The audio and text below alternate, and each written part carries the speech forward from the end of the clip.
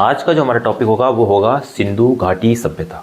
सिंधु घाटी सभ्यता से रिलेटेड जितने भी इंपॉर्टेंट पॉइंट जो एग्जाम ओरिएंटेड है वो सब मैंने यहाँ पे नोट डाउन कर दिए हैं, ताकि हमारा जो है टाइम वेस्ट ज़्यादा ना हो और बहुत ही बस जितना भी टाइम हो बताने में जाए, ना कि लिखने में टाइम वेस्ट हो हमारा। सबसे पहले आज हम बात करते हैं शहरी सभ्यता के बारे में। तो शहरी सभ्यता में हम सिंधु घाटी सभ्यता को हम शहरी सभ्यता भी बोलते थे, ये हम सब जानते हैं। तो इसमें जो है सबसे पहले शहरी सभ्यता में आती थी कि ये सिंधु घाटी सभ्यता जो है कौन सी नदी के किनारे, क्वेश्चन भी बहुत ज़्यादा बनता है। तो सिंधु घाटी सभ्यता में सिंधु नदी के किनारे है, तो इसलिए इसको नाम जो है सिंधु सभ्यता पड़ा है। उसका जो खोज करी थी वो करी थी जॉन मार्शल ने। भारत में कौन कौन सी जगह पे सिंधु घाटी सभ्यता फैली हुई है, तो हरियाणा में, भारत में राजस्थान, पंजाब और वेस्टर्न उत्तर प्रदेश में ये फैली हुई है। अगर मैं पाकिस्तान की बात करूँ तो सिंध, पंजाब, बलूचिस्तान में ये सब कुछ फैला हुआ है, मतलब सिंधु घाटी सभ्यता फैली हुई। अगर मैं इसकी विस्तार की बात करूँ तो एक क्वेश्चन बहुत ज़्यादा बनता है कि नॉर्थ में कहाँ तक फैला हुआ है, साउथ में कहाँ, ईस्ट में कहाँ, वेस्ट में कहाँ। तो अगर मैं नॉर्थ की बात करूँ, उत्तर की मैं अगर बात करूँ तो उत्तर में मांडा, जो कि जम्मू कश्मीर में एक जगह पड़ती है मांडा, वहाँ तक फैला हुआ है सिंधु घाटी सभ्यता। अगर मैं पूर्व की बात करूँ तो आलमगीरपुर एक जगह है उत्तर प्रदेश में, तो वहाँ तक एक फैला। अगर मैं वेस्ट में बात करूँ तो एक जगह है बलूचिस्तान में जिसका नाम है सुक्का गैंडोर, तो यहाँ तक ये सभ्यता फैली हुई है। और अगर मैं दक्षिण में बात करूँ तो दैमाबाद जो है ये महाराष्ट्र में एक जगह पड़ती है जहाँ तक ये सभ्यता फैली हुई है। तो इस तरह से ये क्वेश्चन बहुत इंपॉर्टेंट है। जॉन मार्शल ने इसकी खोज करी थी सिंधु घाटी सभ्यता की, भारत में कौन कौन सी जगह पे है फैला हुआ है, पाकिस्तान में और सिंधु नदी के किनारे पे ये सभ्यता फैली हुई है। अब दूसरा जो टॉपिक होगा नगर नियोजन, कि जो नगर था सिंधु घाटी में, जिसको मॉडर्न सिटी उस टाइम की बोलते थे, कि बहुत ज़्यादा जो है शहरीकरण इसका सिंधु घाटी सभ्यता का हो रखा था। जो इसके सामने जो इसकी आप बोल सकते हो जो समकालीन सभ्यता थी उनसे ज़्यादा ये मॉडर्न था, सबसे ज़्यादा मॉडर्न सिंधु घाटी सभ्यता थी। तो इसका नगर नियोजन के बारे में बात करें तो ये दो भागों में विभाजित हो रखा था। कौन कौन से भागों में? एक तो हो रखा था दुर्ग और एक निचला शहर। तो दुर्ग में कौन रहते थे? वहाँ पे राजा महाराजा रहते थे। और जो निचला शहर था मतलब दुर्ग की थोड़ा हाइट ऊंची होती थी, बस ठीक हो गया। तो वहाँ पे जो भी इंपॉर्टेंट पुरोहित होंगे, वो सब जो समाज के बेसिकली इंपॉर्टेंट पर्सन रहे होंगे वो दुर्ग में रहते थे, और बाकी जो नॉर्मल जनता थी वो नीचे थोड़ा सा उनकी जहाँ पे वो रहते थे उनका घर जो थे उनकी हाइट थोड़ा सा कम हुआ करती थी। यहाँ पे ग्रिड प्रणाली की जो है व्यवस्था थी, ग्रिड प्रणाली में पूरे घर बने हुए थे। ग्रिड प्रणाली मतलब एक कतार में घर बने हुए हैं, तो इस तरह से ग्रिड प्रणाली। जल निकासी की अच्छी यहाँ पे व्यवस्था हुआ करती थी, जिसके लिए काफ़ी ज़्यादा फेमस था। नाला की व्यवस्था यहाँ पे थी, जो जल निकासी के लिए हुआ था उसके लिए नाला उसको कहते थे, तो उसकी यहाँ पे व्यवस्था थी। और कपास जिसको सिंडम भी बोलते थे, उत्पादन करने वाली पहली सभ्यता थी कौन सी? सिंधु घाटी सभ्यता। पशुपति की सील, जानवर पशुपति की जो सील मिली है उस पर कौन कौन से जानवरों की मतलब किस किस जानवरों की वहाँ पे फ़ोटो मिली है? तो सबसे पहले जानवर जो होते हैं वो भैंस, हाथी, बाघ, हिरन, राइनो, ठीक हो गया। इन सब की जो है वहाँ पे क्या मिले हैं? उस पशुपतिनाथ जो पशुपति की सील जो बनी हुई है उन सीलों पे इन सब जानवरों के चित्रण हुआ करते थे, ठीक हो गया। उसके बाद यहाँ पे प्रौद्योगिकी और शिल्प की बात करते हैं कि यहाँ पे क्या क्या मतलब टेक्नोलॉजी से कितना अवेयर थे और क्या क्या चीज़ें उन्होंने आविष्कार करे थे, उन चीज़ों के ऊपर बात करेंगे। तो कांस्य उपकरण जो है इसकी इन्होंने खोज कर दी थी। लोहे से ये अनभिज्ञ थे, मतलब लोहे की इनको जानकारी नहीं थी। दूसरी चीज़ अगर मैं बात करूँ तो ये जो है इनका अगर पेशे की बात करूँ, क्या ये पेशा करते थे, क्या इनका कामकाज था? तो कपड़ा, ईंट बनाना और नाव बनाना, मन का आभूषण, मिट्टी के बर्तन, ये सब इनके जो है मतलब एक कार्य किया करते थे उस टाइम पे। तो ये सब का इन्होंने आविष्कार कर लिया था एक टाइप से, आप देख सकते हैं, ठीक है। उस टाइम में बहुत बड़ी बात है। आज के डेट में आपको लग रहा होगा कि मिट्टी के बर्तन बनाना कोई बड़ी बात नहीं है, लेकिन ये 2000 साल बाद हमने जो है आज की डेट में जो भी मिट्टी के बर्तन बना रहे हो 2000 साल है, ढाई दो क्यों आप ही मान सकते हो 3 साढ़े 3 हज़ार साल के बाद हम जो है जिस तरह के मिट्टी के बर्तन बनाना सीखे हैं। तो ये वहाँ से ये सभ्यता विकसित हो रही है, मतलब वहाँ से चीज़ें सीखना मानव ने स्टार्ट कर दिया था। तो यहाँ पे बहुत बड़ी चीज़ थी। तो ये कपड़ा, ईंटें बनाना, नाव बनाना, ये सब इनके व्यवसाय थे उस टाइम पे, ठीक हो गया। उसके बाद इनकी धार्मिक परंपरा की मैं बात करूँ तो जैसे इनकी जो है लिंग और योनि की ये पूजा किया करते थे। उसके बाद अगर नेक्स्ट जो है पशुपति, पेड़, जानवर, धरती, बेसिकली नेचर वर्षी पर ये हुआ करते थे, मतलब प्रकृति की पूजा ये किया करते थे, ठीक हो गया। कौन से? सिंधु घाटी सभ्यता के जितने भी लोग थे।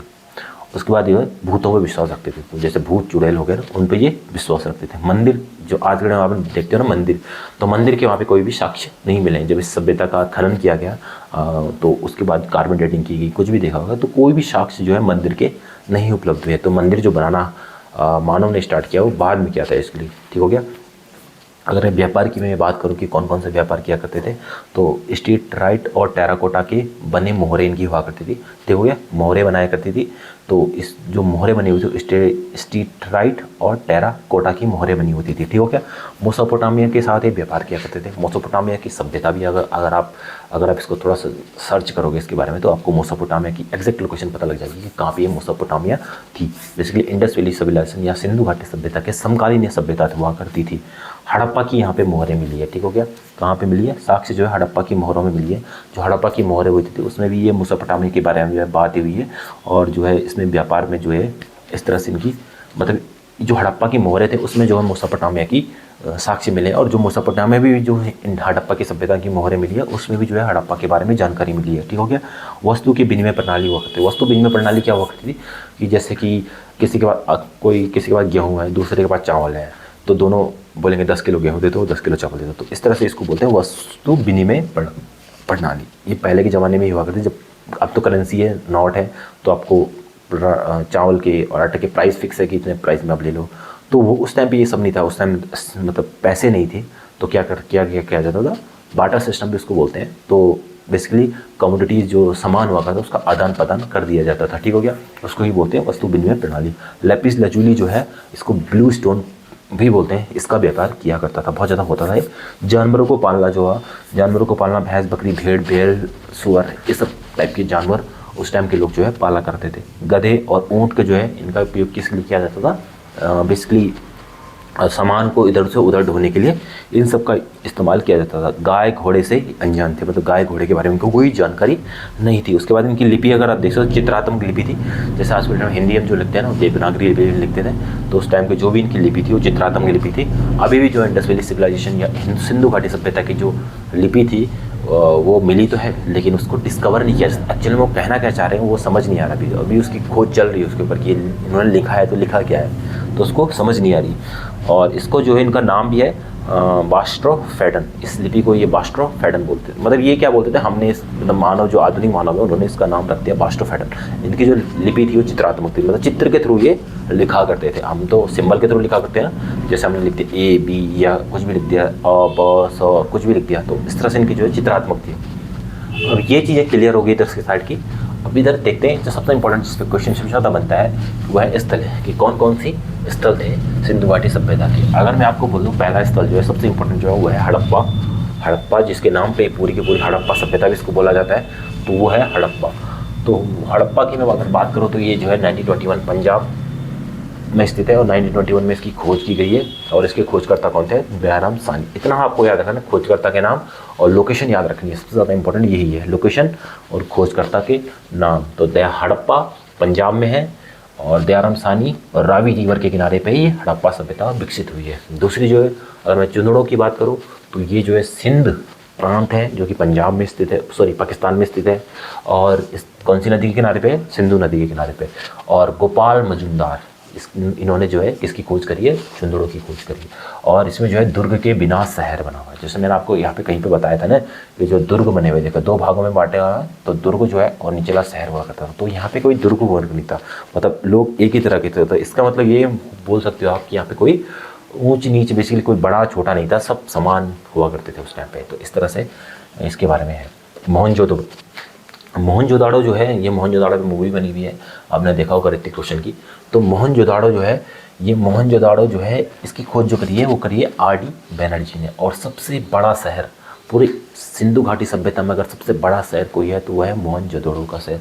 और क्या क्या यहाँ पे मिले हैं? कांस्य की नृत्य करती हुई लड़की की फ़ोटो मिली है, कांस्य की बनी हुई है फोटो, वो मूर्ति है वो कांस्य की बनी हुई है और क्या कर रही है? नृत्य कर रही है बेसिकली। ठीक हो गया, इस तरह से आपको ध्यान रखना है। दूसरा यहाँ पे मिली है दाढ़ी वाला आदमी। एक दाढ़ी आपने देखा होगा, एक अगर आप इसको सर्च भी करोगे तो आपको मिल जाएगी।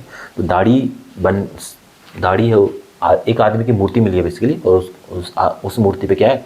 दाढ़ी बनी हुई है। ठीक है, तो दाढ़ी वाला आदमी की जो मूर्ति मिली है वो भी कहाँ से मिली है? मोहनजोदाड़ो से मिली है। ठीक हो गया। इसमें जो है क्या है? स्नानागार और अन्नागार है। ठीक हो गया, स्नानागार और अन्नागार कहाँ पे? मोहनजोदाड़ो में है। ठीक है, ये चीज़ भी आपको ध्यान रखना कि सबसे बड़ा स्नानागार सबसे बड़ा अन्नागार कहाँ मिला है? तो वो मिला है मोहनजोदाड़ो में। ये चीज़ आपको ध्यान रखनी है। प्राचीन बंदरगाह, तीसरी जो 3 साइट ये होगी। चौथी जो साइट है, चौथी लोकेशन जो है, स्थल जो है वो है लोथल। अब लोथल की हम बात करें तो सबसे प्राचीन बंदरगाह, इंडिया का, भारत का सबसे प्राचीन बंदरगाह अगर मैं बात करूँ तो है लोथल। लोथल कहाँ पे पड़ता है? गुजरात में पड़ता था। उस टाइम में बंदरगाह गुजरात में करता था। और कौन सी नदी के किनारे?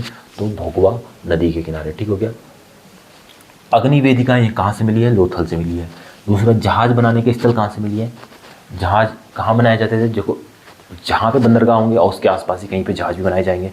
ऐसा तो नहीं कि लोथल गुजरात में बंदरगाह है और आप मान के चलो पंजाब में आप जहाज बना रहे हो, क्योंकि उससे फिर वहाँ से वहाँ लेके कौन जाएगा। तो जहाज जहाँ बंदरगाह है वहीं के आसपास जहाज बनेंगे, इस तरह से आप याद कर सकते हो। तो जहाज बनाने के स्थल भी कहाँ से मिले हैं? लोथल गुजरात से ही मिले हैं। ठीक हो गया। टेराकोटा जहाज और युग्मित समाधि। ठीक हो गया। ये दोनों की चीज़ें जो है, युग्मित समाधि का क्या मतलब मेल और फीमेल, जो पुरुष और स्त्री है, दोनों को एक साथ दफनाया गया है। तो इस तरह की समाधि जो है ये भी कहाँ मिली है? लोथल में मिली है। उसके बाद हम नेक्स्ट चलते हैं कालीबंगा। जो चौथी और पांचवी जो साइट है वो है कालीबंगा। तो कालीबंगा भी राजस्थान में पड़ता है और इसका यहाँ से क्या मिला है? ये घग्गर नदी के किनारे में है और जोते हुए खेत मिले। यहाँ से क्या मिले? जोते हुए खेत। मतलब यहाँ पे क्या होती थी? खेती हुआ करती थी। और 7 अग्निवेदिकाएँ यहाँ से मिले हैं और काली चूड़ियाँ भी यहाँ से मिली है, हल मिले हैं यहाँ से। और घरों में क्या करते हैं? हर घर में जो है कुएँ हुआ करते थे यहाँ पे। कहाँ पे? जो आपके कालीबंगा है। उसके बाद नेक्स्ट करते हैं सुरका गेंडोर की हम बात करते हैं। तो सुरका गेंडोर में जो है तटीय क्षेत्र है। घोड़े की एक हड्डी मिली है यहाँ से। क्या मिली है? घोड़े की एक हड्डी मिली है। उसके बाद नेक्स्ट जो है धौलावीरा की हम बात करें तो विशाल जलाशय यहाँ पे है, गुजरात में स्थित है। सबसे बड़ा स्थल अगर आपके हरियाणा में है तो ये है राखी गढ़ी। अगर मैं भारत में देखो, एक चीज़ तो होगी कि सबसे जो सिंधु घाटी सभ्यता है उसकी सबसे बड़ी जो साइट है, लोकेशन है, वो स्थल है, वो कौन सा है? तो मोहनजोदड़ो आपको याद है। लेकिन आपसे पूछूं, क्योंकि मोहनजोदड़ो जो है भारत में नहीं है, मोहनजोदड़ो जो है आपके जो है पाकिस्तान में है। तो अगर आपको पूछे कि भारत में सिंधु घाटी सभ्यता की सबसे बड़ी जो लोकेशन है या स्थल है वो कौन सा है, तो आप बोलोगे कौन सा वाला? आप बोलोगे राखी गढ़ी। तो ठीक हो गया। और यहाँ से और क्या मिले हैं? टेराकोटा के पहिए मिले हैं, खिलौने भी यहाँ से मिले हैं। उसके बाद बनावली में देखो तो बनावली जो है ये हरियाणा में पड़ता है और RS बिष्ट ने जो है इस स्थल की खोज करी है और घग्गर नदी के किनारे पे बनावली स्थित है। ठीक हो गया। और दूसरी चीज़, यहाँ पे ग्रिड प्रणाली का अभाव है। ग्रिड प्रणाली मैंने आपको यहाँ पे बताया था, ग्रिड प्रणाली में एक कतार में घर बने हुए थे। तो यहाँ पे जो है उस तरह से घर नहीं बने हुए थे, एक कतार में घर नहीं बने हुए थे। नेक्स्ट जो है रोपड़ की अगर आप बात करें तो कुत्तों की समाधि यहाँ पे है, मतलब कुत्तों को भी दफनाया गया है। तो आप ये मान सकते हो जिस तरह से आदमी को दफनाया जाता था उस तरह से कुत्तों को भी यहाँ पे दफनाया गया है। उसके बाद जो है सनौली, उत्तर प्रदेश में 2 साइट और है, सनौली और भिड़ाना। भिड़ाना जो है आपकी हरियाणा में है और सनौली जो है ये आपकी जो है उत्तर प्रदेश में है। तो इस तरह से चीज़ें जो है आपकी इस तरह से अगर आप नोट्स बनाओगे, टॉपिक मतलब चीज़ों को इस तरह से पढ़ाई ऑर्गेनाइज तरीके से पढ़ने की कोशिश करोगे तो डेफिनेटली आपको बहुत कम टाइम पे बहुत अच्छा रिवीजन आप कर सकते हो। और जो ये वीडियो बननी जा रही है इनका पर्पज़ भी यही है कि आप रिवाइज कर सको। मैं यहाँ पर बहुत डेप्थ में आपको नहीं समझाने की कोशिश कर रहा हूँ, आप जस्ट ये आपकी रिवीजन पर्पज़ से क्लासेस चल रही है। जय हिंद, जय भारत।